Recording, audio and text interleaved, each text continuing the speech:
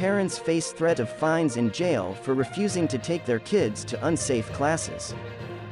Within days of the reopening of schools in England, COVID-19 cases are growing exponentially with fatalities.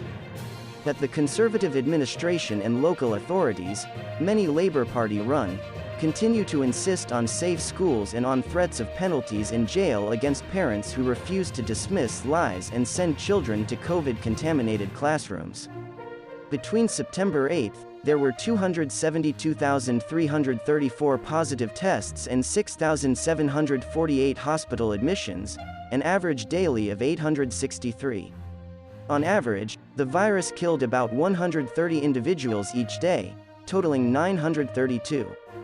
The rates of cases are greatest in the age groups of 0 to 19, in particular in the age groups of 10 to 19, of which 43,166 were positive over the previous week.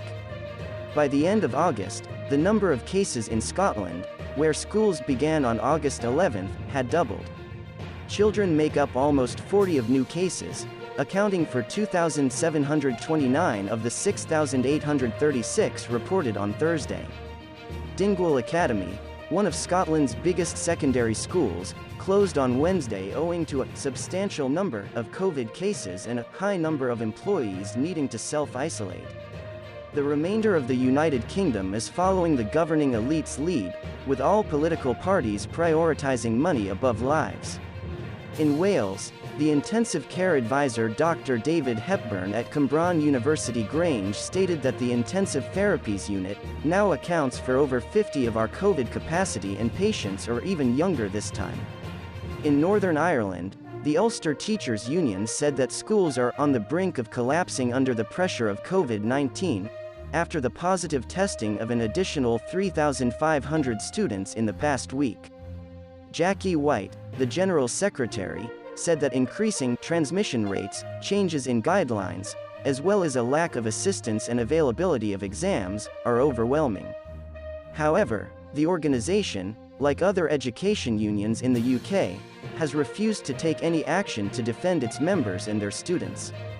Rather than that, White pleaded with the government and education department, which are imposing herd immunity, to collaborate, along with the teaching unions and come up with ideas that would make the situation bearable for teachers while also keeping children in school.